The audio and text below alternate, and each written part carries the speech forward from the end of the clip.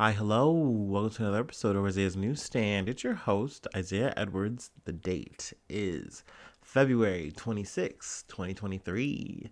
Hopefully, this episode finds you well and in high hopes and higher spirits. There you go. um, as for me, I'm doing pretty well. I did some grocery shopping today.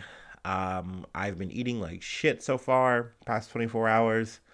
I had the first meal I had, I actually liked. I had a burger I made, and I made two chorizo like sausage dogs, like hot dog style, and had some bacon, and I had onion rings and like a chicken tendy. So that was a good meal. Enjoyed that. Then I had like hot dogs, fish sticks, and fries. So that was okay meal. And then this morning I had a McDonald's breakfast. I had a bacon and cheese biscuit. Sorry, spaced out. And then a sausage McMuffin and a hash brown with a sweet tea. So yeah, it was a nice and simple order. They got my biscuit right, which is like, whew, it's like casting a spell to like get it to like go the way it's supposed to. Because sometimes they'll be like, okay, no, we got the egg off. And it's like, but I shouldn't be paying you $4 for the sandwich now. Like, not make it the way it's supposed to be. It's like supposed to be like $1 or $2 sandwich. So luckily we got there. So woohoo. So yeah, we're chilling. We're vibing, as the kids say. We can get into some news from Reuters. Bankman-Fried faces more criminal charges, allegedly hid political donations. So when I initially heard the story, I was like, yeah, he's done donations. Like that was already news. We already covered that. If you're not familiar, this was the the executive CEO, founder of FTX cryptocurrency exchange. Also, he had Alameda Research Group, which is like a side project thing. Essentially, he was taking people's money, and instead of like holding on to it for this, this crypto exchange, all that, it was essentially being used to prop up the business and do things, which is not what you're supposed to be doing with money. But alongside that, now Bankman-Fried faces 12 criminal charges, including 4 for fraud and 8 for conspiracy, up from 8 charges in an earlier indictment to which he has pleaded not guilty. So, this shit all hit the fan. He's been on like this, I think, $250 million bail, which has kind of been, questioned by the district judge, Lewis Kaplan. I don't have any like concrete stuff on it, but I mean, essentially, he's still been allowed to be out and about, and he's kind of been pressing that a little bit, especially like online. Some of his actions, and so people are like, we might, pull that on you. But I haven't really heard too much like on the airwaves. I haven't really seen anything in terms of like a story. Just heard things here and there. So not so much what this article or what I'm, talking about today. But essentially, he's in this hot seat now because unlike just the donations I thought he did on the straight up, like, okay, hey, he donated to, yes, the Republicans, he donated to the Democrats, he's spreading the wealth around, and yeah, it looked like he was doing that for his own potential gain, in the long run to help with regulations on, the cryptocurrency shit. That being said, it's how he's gone about it that's come into question. It's like, oh, that's illegal, which essentially was using like straw donations.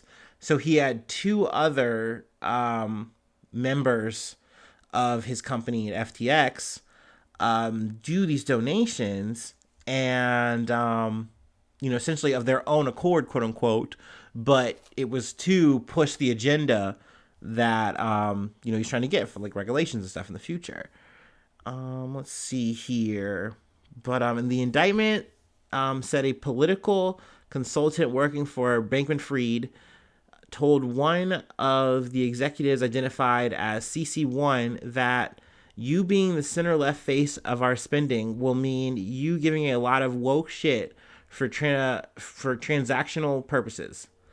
The executive gave more than $1 million to pro LGBTQ group that BF, we'll call them that from now on, at BF's direction. Now, they don't necessarily name them, but the FEC records show that Nisad Singh, FTX's former engineering chief, contributed $1.1 million on July 7th of 2022 to the LGBTQ Victory Fund, a national organization dedicated to electing openly LGBTQ people. So clearly he's out on the streets doing this. They're connecting the dots and they're like, dude, like, we're getting you for this too. Like, so it's definitely not looking good for the old bean, for the kid. Which, I mean, I say good because I think the longer this shit goes, the less slack people are giving SBF in this situation where they're like, yeah, he was doing fraud. It wasn't like, oh, it just got over my head. I was just overwhelmed. Like, no, you knew what you were doing. It's seeming more and more apparent that this was very calculated. It was just done poorly. Let's see.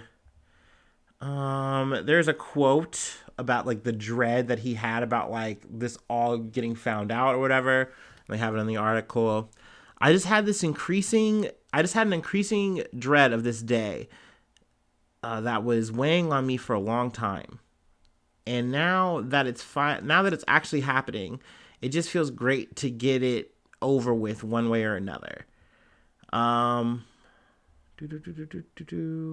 I'm sorry. That was from Caroline Ellison. My bad. Who was, let's see. Oh, no, my bad. The indictment said that on November 6th, 5 days before FTX's bankruptcy filing, SBF forwarded CC1 a message from Caroline Ellison, then Alameda's chief executive. Okay, so no, I was right to correct myself. It was Caroline Ellison who said this. My bad.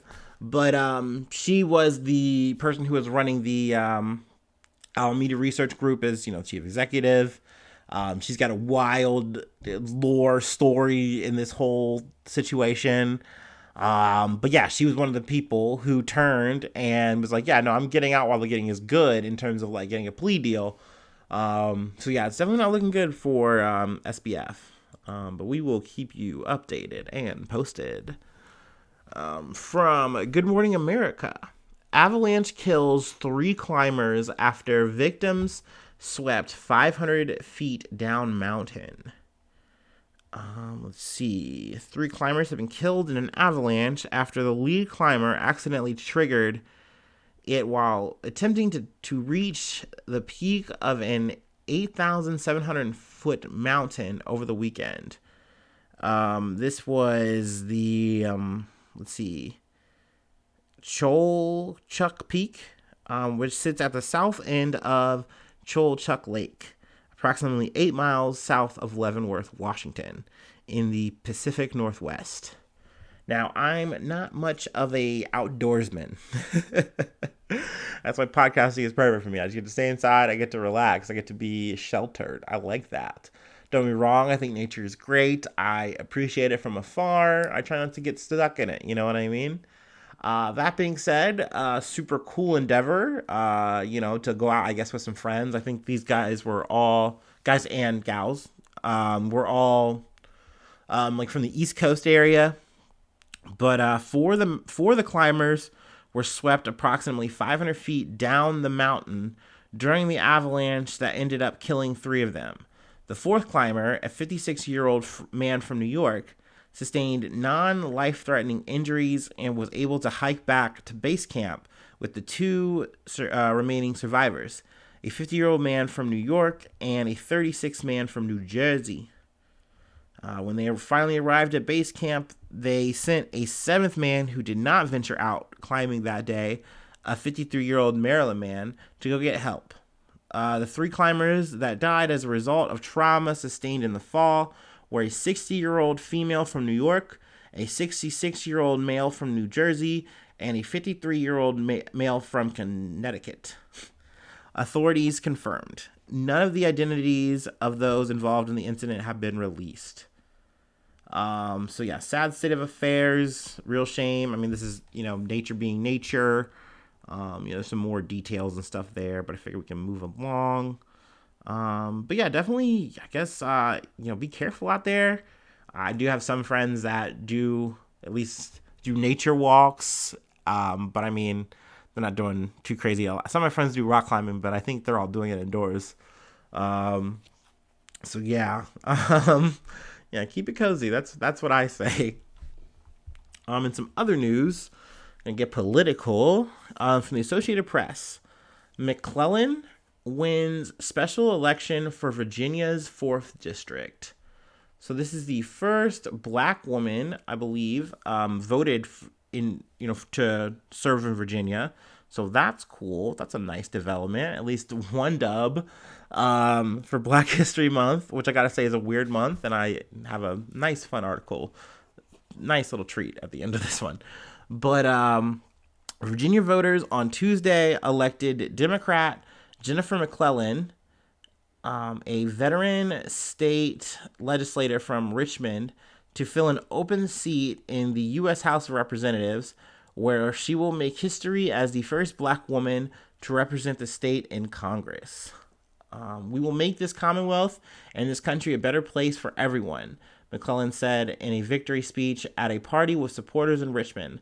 I am ready to get to work. She is 50 years old, which apparently is at the limit. If you're Don Lemon, you're at the precipice. You're past the prime, technically, according to him. Now, at Isaiah's Newsstand, we don't say that. What's a prime? That's just a number. That's what we say. Okay. But she prevailed over right-wing Republican nominee Leon Benjamin in the special election for the blue-leaning 4th district. I think also this is like Leon Benjamin's 3rd attempt. He had went up against Donald McClellan, who passed away. He died from secondary effects of colorectal cancer in November, weeks after being elected to a 4th term. So, granted, this is a cool monumental moment. It's a good moment, but in the House itself, it still stays the same. It's still a Republican majority, even by a slight margin, but still a majority. So, it goes into, some of her backstory. It definitely, it's a reminder too that it wasn't too long ago that, black people, myself, I wouldn't have had the ability to vote. It's something that I think is definitely even lost on me. I don't think too much about it, where I can literally am able to do absentee votes and stuff like that. But in the 60s, you still couldn't vote. It was still a hassle. It was still a problem. Her, people in her own family, her grandfather had to take a literacy test and find 3 white people to vouch for him just to be able to register to vote. Which is a crazy, wild fact, of our past, a not so distant past. Which is another thing that's very annoying, which I know I'm getting off on a tangent here. But this is why the whole idea of doing the culture war bullshit that's going on in Florida with, Ron DeSantis, our little meatball, it's a situation where you were literally saying, hey, I'm going to use this topic to just say, hey, we should just not talk about bad things that make us uncomfortable. That's essentially why, you're railing against CRT, and you're talking about critical race theory and all this shit, is because you don't want to have these conversations out loud anymore. You want to bury them. You want them to be known unknowns until our kids grow up and they didn't get a chance to learn about these kind of things in school. But they're important. They're important to learn about. It's important to know that there was a time where literally you would go into a voting office, and if you were black, they pulled out a jar of jelly beans and said, count them. And if you can count this without actually opening it or looking at it, then yeah, you can vote. Stupid, dumb shit like that really happened. That's just for starters. It's crazy the barriers that we've had to overcome and get through to get to a point to vote for these corrupt pieces of shit. And just live normal lives. That's why this is a dub. That's why it's awesome. But yeah. cool story, cool moment. I guess I'm gonna say that's the good news. Even though, yes, we are talking about another person in Congress in a situation that probably nothing's gonna get really done. But hey, you gotta take the W's where you find them. From the BBC News, Mexico's ex-security minister Genaro Garcia Luna convicted of drug trafficking. So this was a big deal. This was the former face of Mexico's war on drugs. He's been convicted by a U.S. jury of drug trafficking. He could be potentially facing up to life in prison. He's 54 years old, so I mean that's a lot of time just stacked up against you. He's got a mandatory minimum of 20 years. That's according to a statement from the Department of Justice. Let's see. The verdict came after a 4-week trial and 3 days of jury deliberation in the U.S. District Court in Brooklyn, New York. Now, he was the former head of the Mexican equivalent of the U.S. Federal Bureau, the FBI. But essentially, it is stated, he's was accused and tried and convicted, taking a lot of bribes, a lot of money, by the likes of people like, let me see if I can get this name right. I don't know why this is hard for me. Joaquin El Chapo. I can tell you El Chapo Guzman. But yeah, I mean, essentially you're just getting tons and tons of Sinaloa drug cartel money, and you're supposed to be stopping these guys. And instead you're working with these guys. So, I mean, it's corruption at its highest level.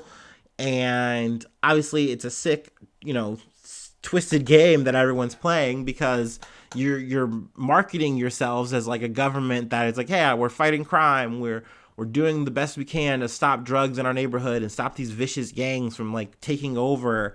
But they're already there. They're already literally passing the money all the way up.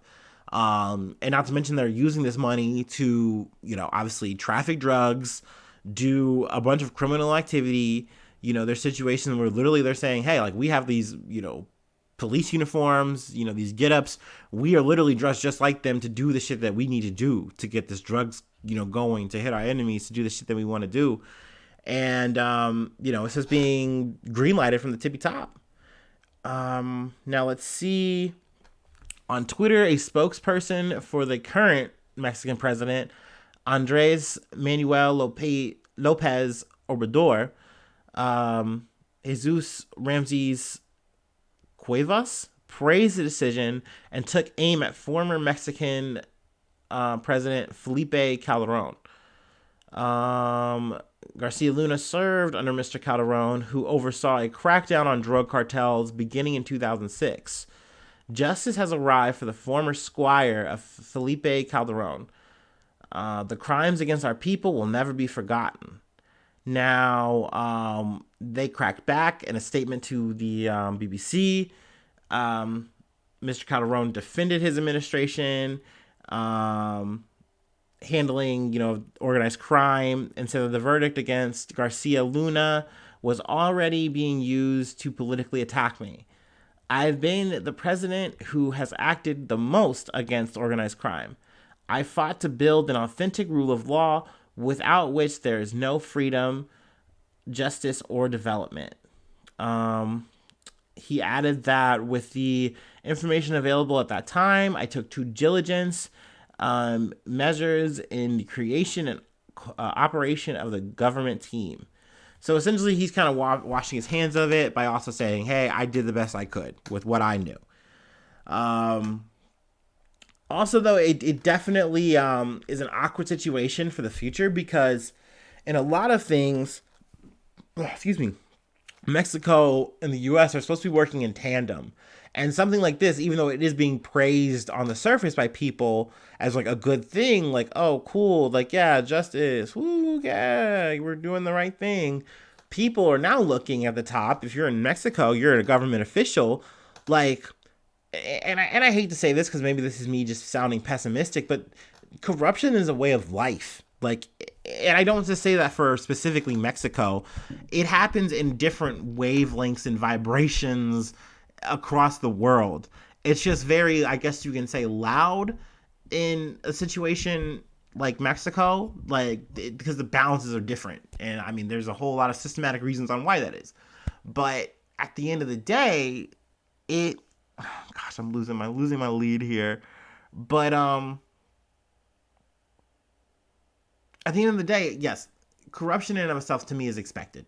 It doesn't surprise me whenever I fucking hear about it. So to say for the Americans, like, yeah, we're cracking down on this. If you're corrupt, we're gonna get you. And granted, Luna had moved to the States. It's not like he was extradited or anything like that. But imagine you're doing official business or whatever, and you know the Americans want to make an example out of you, and you might be corrupt. You might be taking bribes. You might be doing a thing to live your life. Because at the end of the day, these guys are at your doorstep. You know what I mean? These cartels are at your doorstep, and either they're saying, "Hey, do you want to take the money, or do you want to take these problems?" So at the end of the day, I'm saying all this because I do admire the people who do step up in these situations and say, "Hey, I am going to fight corruption. I am going to be against it." But I was making this joke earlier. Look, I'm a blue pill guy. I hate to say it. You know that the one dude with the Fu Manchu and the glasses, the baldy. I would have been him. I would have been him in the Matrix because I'm not looking for all these problems.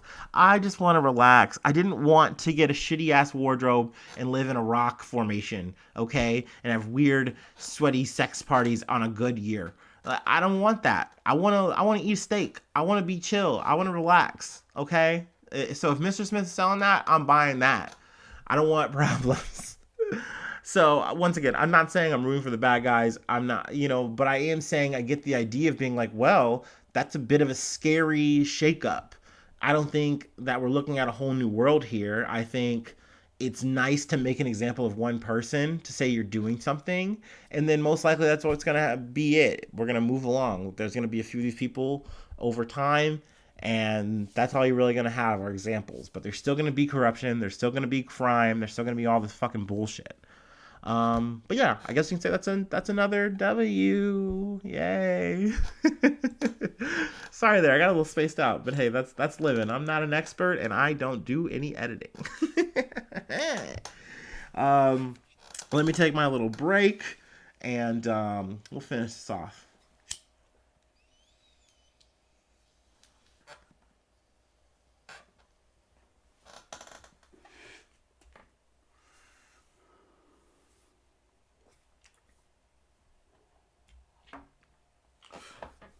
Mm.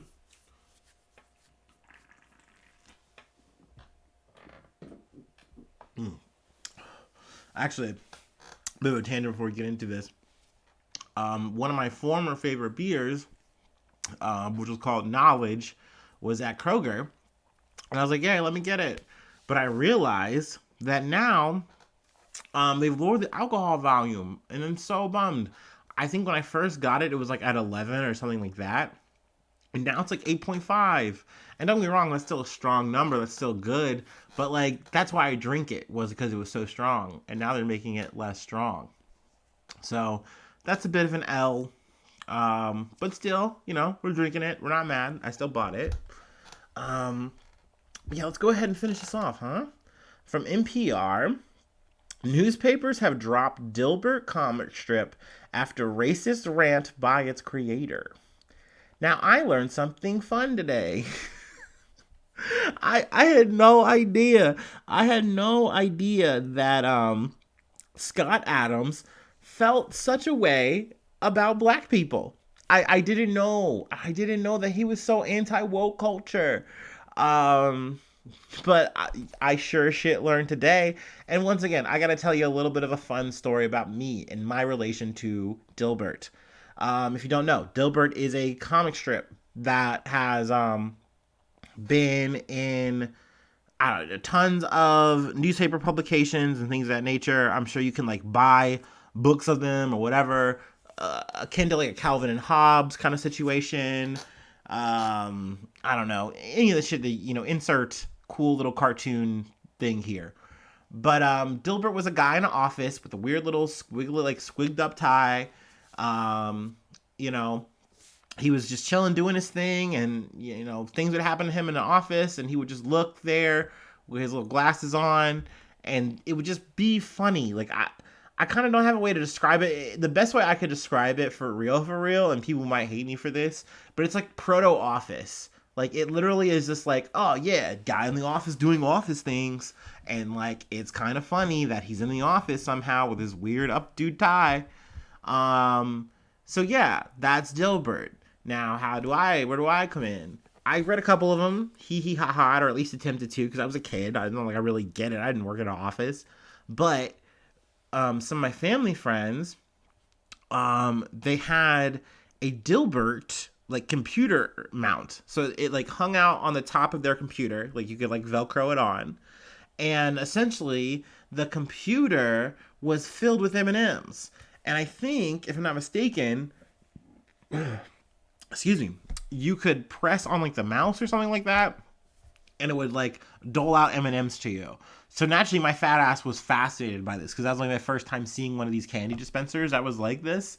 And I was like, "Ooh, yeah, cool, Dilbert, boop, boop, boop, boop, give me candy." So yeah, that was that's my interaction with the medium. Dilbert, it's whatever. Now he's gotten into some hot water. Let's see. The Washington Post, the Los Angeles Times, and other newspapers across the country say they will no longer carry the syndicated Dilbert comic strip after cartoonist Scott Adams urged white people to get the hell away from black people. He uttered his racist advice during his online video program last week, during which he labeled black people a hate group. So that is a mouthful.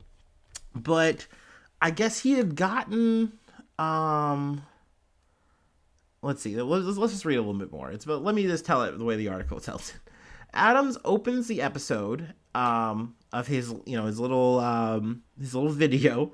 He opens the episode discussing the presidential bid by Republican multimillionaire entrepreneur Vivek Ramaswamy, which this is something I really should be covering, but I cover Nikki Haley because that was really an interesting candidate to me, though it's still someone I think is going to lose to the Don.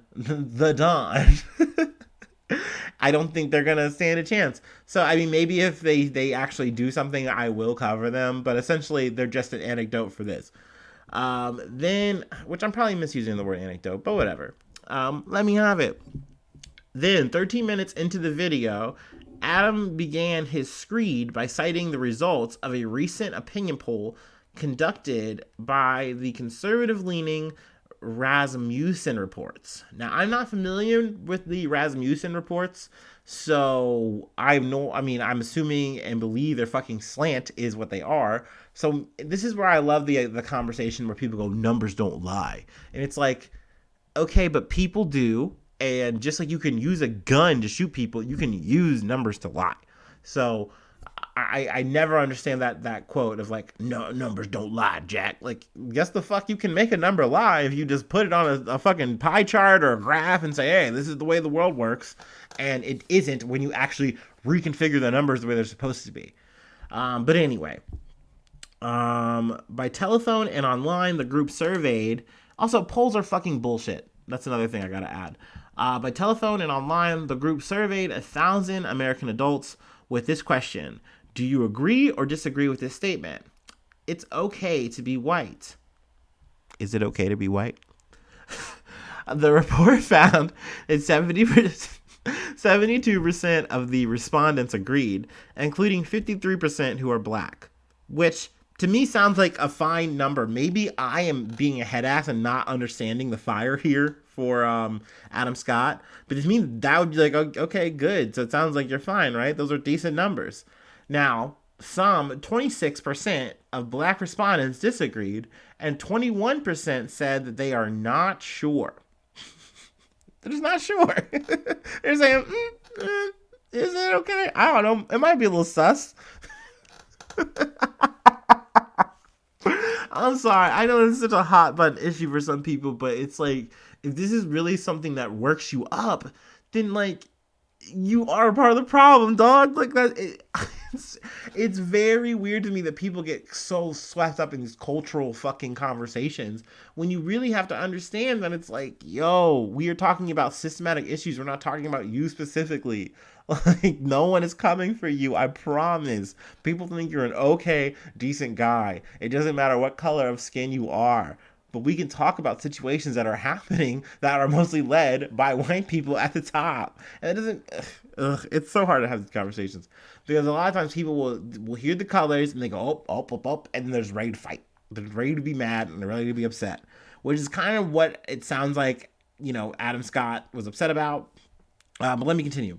The poll also found that 79% of all the respondents agreed with the statement, Black people can be racist too, which is also a fun, colorful, great conversation, which is something I've had changes with over my thought, because I came in thinking like, okay, yeah, all people can be racist, period, point blank, yada, yada, yada. And then I've had conversations with other Black people where we have this conversation about what exactly is being racist. And I've had it to where it's like, okay, so yes, we can discuss it and say, really, we were having a conversation about semantics, but at the end of the day, racism isn't necessarily people saying, oh yeah, we hate white people. No, we hate the things that have been done by people who are oppressive, which in this situation, and you lay it out, happens to be white people. But at the end of the day, white is a color, and we were talking about the oppression of other races, which is why we also then wind up talking about, Italians, Irish, and all these other kind of things. Like, these are ethnicities you can claim. We're not talking about being like white, which is why the whole kind of situation where it's like, it's okay to be white. Is there a problem with being white? Like, it's fine to celebrate your culture, your heritage, and things of that nature. But when you are doing this whole like white power movement as a response to like the Black Power movement, it becomes this whole different thing, which is why I hate it, because like I said, and why I started the conversation where it's like, this is a semantics thing. At the end of the day, if you are treating people well and you are a decent human being, you're not going to have any problems in any of the circles you move through.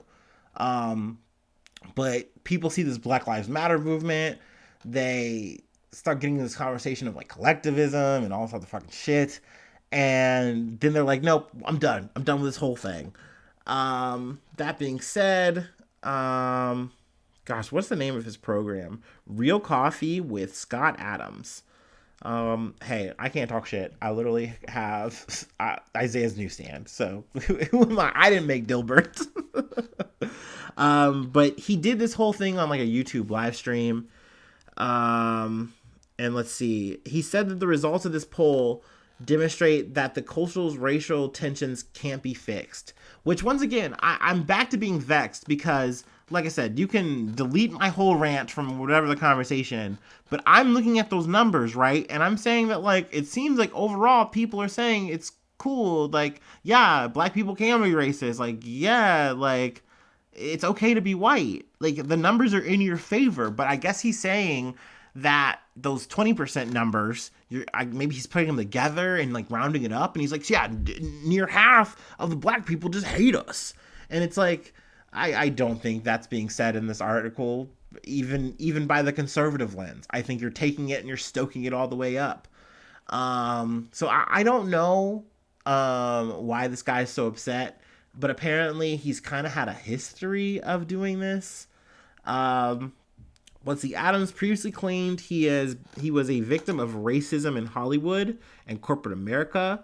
He was also a vocal supporter of Donald Trump. No surprise. For 3 decades, he produced his comic strip Dilbert, which satirized office culture. According to Andrews McMeel syndication, Dilbert appeared in 2,000 newspapers in 65 countries and 25 languages. Oh, here's my favorite, and this is the cherry on top for like my racist like bingo. Adams has made news for other controversial statements, including questioning the accuracy of the Holocaust death toll. AKA, he's trying to say maybe it's a little too high. Maybe these people died from other ways. It's the same kind of fucking style of shit that people try for the COVID shit. If you pay attention and you notice. It's sickening. It's fucking gross that people want to warp numbers and have these conversations. And it's like, at the very best, you're trying to be this fucking contrarian who's trying to get attention for, like, I'm just looking at all the sides. But, like, at the end of the day, you're just a scumbag piece of shit. You're just being anti to be anti. Like, once again, I think something like this, you have an angle. Someone's hurt you, you feel like you have a chip on your shoulder, and this is how you're getting it out, by these kind of quotes, these kind of stories, and yada, yada, yada, the commentary that you're bringing to the world. So yeah, I'm glad his ass is getting clapped up. Like, oh, I do love this too. I really can't stop reading it. I'm sorry. On his video show last week, the 65-year-old said he has been identifying as black because I like to be on the winning team, and he used to help the black community. Adams said the results of the Rasmussen poll changed his mind. That this is when he's had the scales were lifted from him. It turns out that nearly half of the team doesn't think that I'm okay to be white. He also added that he would re-identify as white. He's going back. Turns out you do go back from being black. I'm going to back off from being helpful to Black America because it doesn't seem like it pays off. I get called a racist. That's the only outcome. It makes no sense to help Black Americans if you're white. It's over. Don't even think it's worth trying. Away. I'm not saying to start a war or do anything bad. Nothing like that. I'm just saying get away. Just get away. Oh. So yeah, let's see.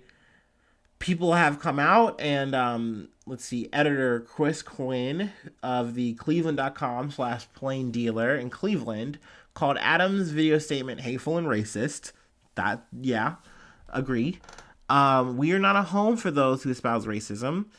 Adams' reprehensible statements come during Black History Month. Thank you. Someone saying this has been like the fucking worst fucking energy of the Black History Month I've had in a while. I'm very, but whatever. We move.